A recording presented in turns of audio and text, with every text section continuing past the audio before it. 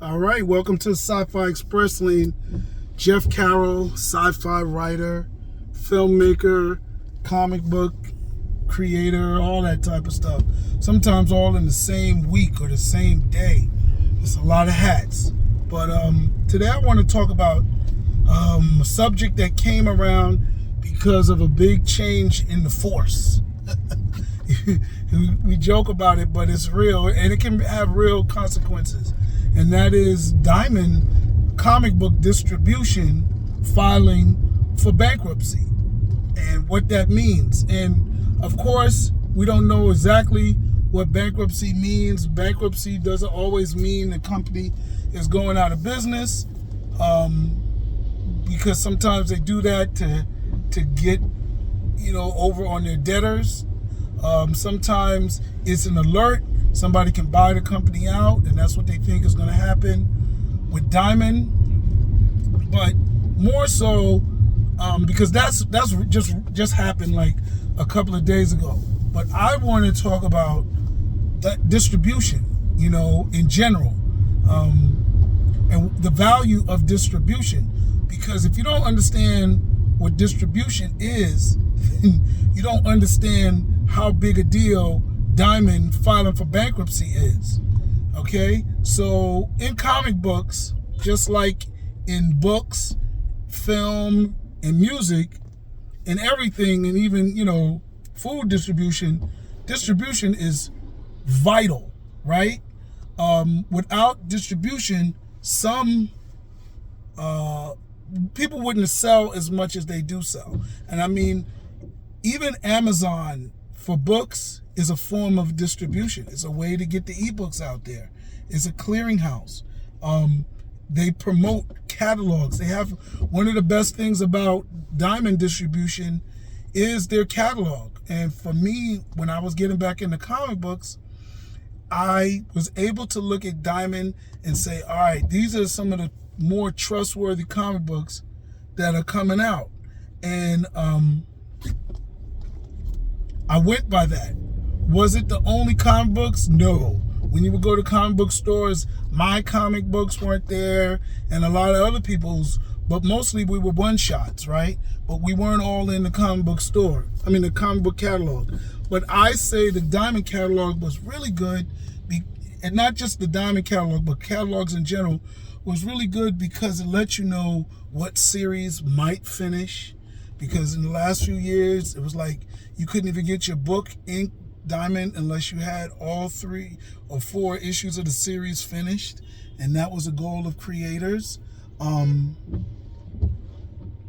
then it was also an opportunity for articles to be written on comic books and the state of the industry, or just focus on certain creators, special editions. Before Kickstarter and crowdfunding, Diamond catalogs and Diamond and catalogs in general were the place you went to get in on a series that was starting. You know what I'm saying? To get in on a new book. Same thing you do with Kickstarter. It's the same thing you did with Diamond. When the book was coming out, you would order it in advance. You still do that.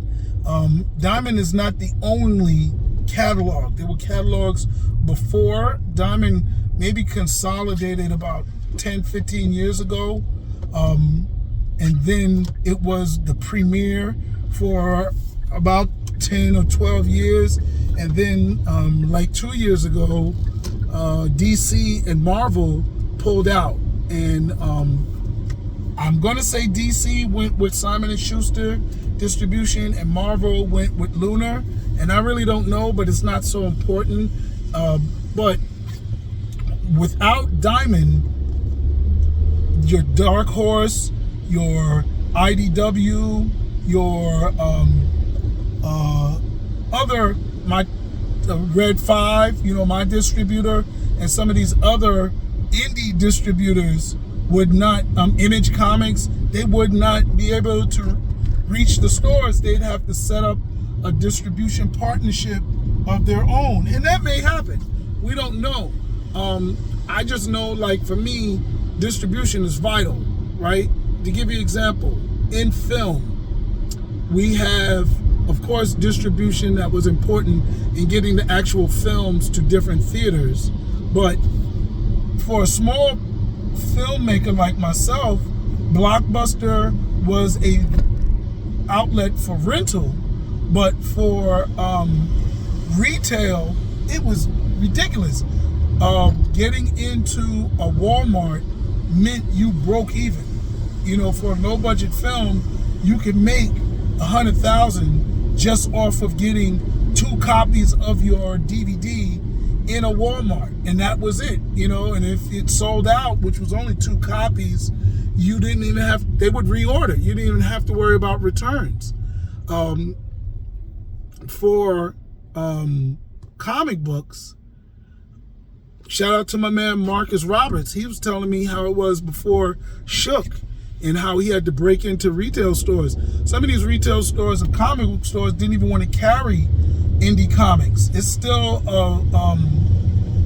a fight now, no matter how your lettering is, how good your artwork is, just the simple fact that it's indie, they think nobody knows about it, they think it's not going to get marketed, it's not going to get pushed, and they don't even carry it. They don't have indie sections, you know? And it's true, like, it's hard to go around the country and market your comic book. So getting it in Image at least lets the comic book owners know that this book that they're giving shelf space is promoted a little bit. But yeah, Marcus told me he called every comic book store in the East Coast or wherever he wanted to get his book out at, and you know, introduced himself. That takes a lot of time. I know I've tried to distribute a couple of my products. I had a poetry CD that I thought would really do well, and this was around 2009. And I called, you know, about 100 stores, independent record stores, coffee shops, bookstores to get my CD of poetry in there. And it was good, but you had to keep up with them every 6 months. Sometimes even if they paid in advance, their reorder didn't always go through. It was time consuming. And for a creator, it takes a lot of time. I mean, we got to put together to get books together. We got to do the manufacturing. And then we got to get on top of it to distribute it. Man, listen, when I do my books, I'm 70% of the market by just putting them on Amazon. And that's pretty much the only platform that I do. So distribution is vital. It's where you get your money back, and having a distributor, to me, saves me a lot of time. I know there's a lot of indie publishers that just put the books up on their site and they marketed them by going to conventions and book festivals, and I get it. That is definitely not doing nothing. But having a distributor, that's their job. My distributor takes ads out in my comic books. I don't know other distributors that do those things, and I don't know what type of marketing independent creators do. But I know what type of marketing distributors do. They put catalogs together. They put things in genres, right?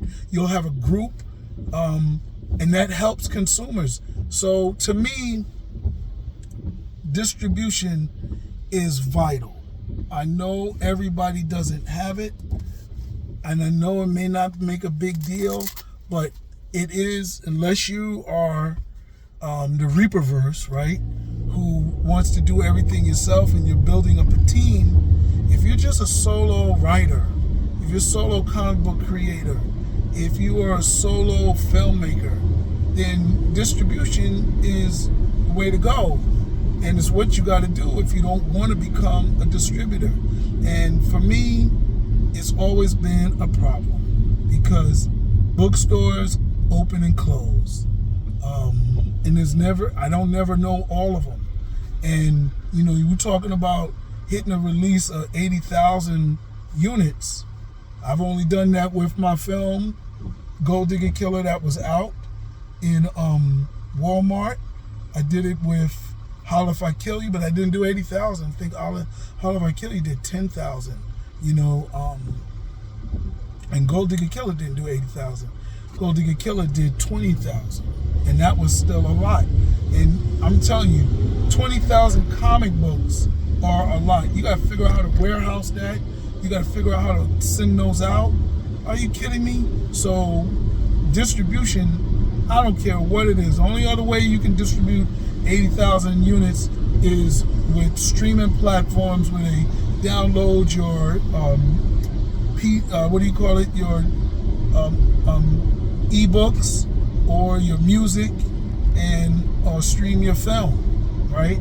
Tubi, as much as Tubi is a platform, is really a distribution site. Like Amazon, you can buy movies off of there, and you can you can buy movies off of there, and you can also watch them or rent them with commercials. So yeah, distribution is vital. Kickstarter is like post distribution, and crowdfunding sources like Kickstarter, Indiegogo, GoFundMe, they allow you to put up a little marketing video. It gives you a marketing package, and you're able to do that. But still, even with Kickstarter or Indiegogo, unless your comic book has already got a lot of backers, they don't show the ones that are struggling to make their first backer. The ones that's got under 10 backers. There's ones that are at 10% of their goal. You know what I'm saying?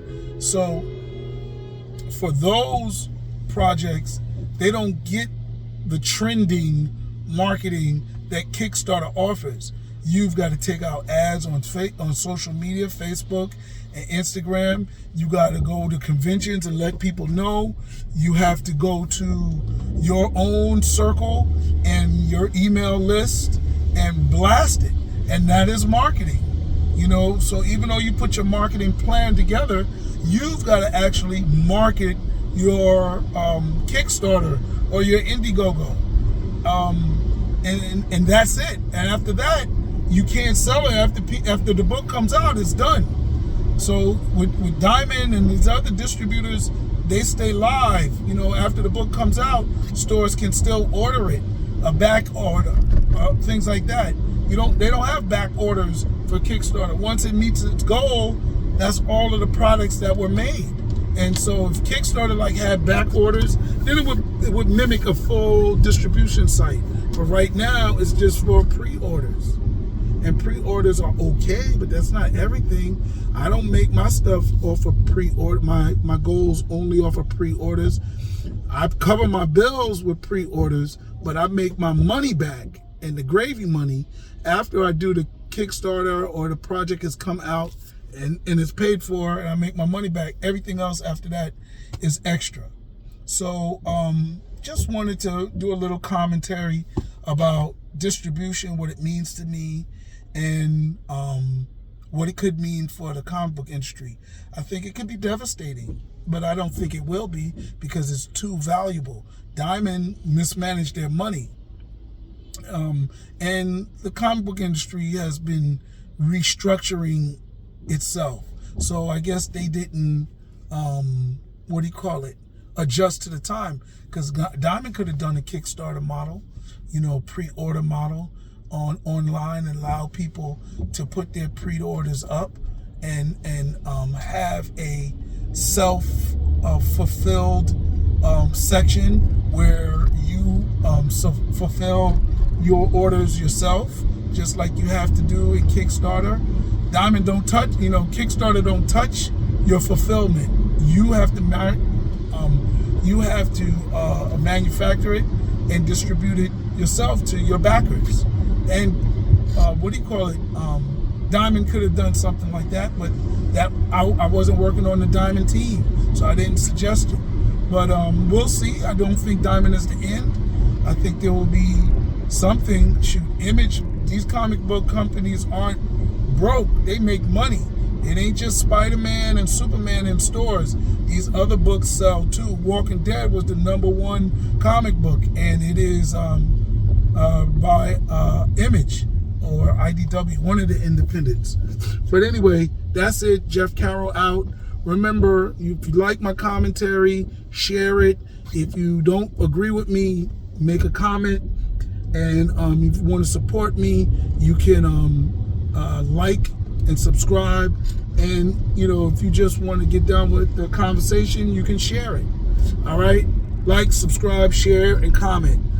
Sci-Fi Express Lane, Jeff Carroll out.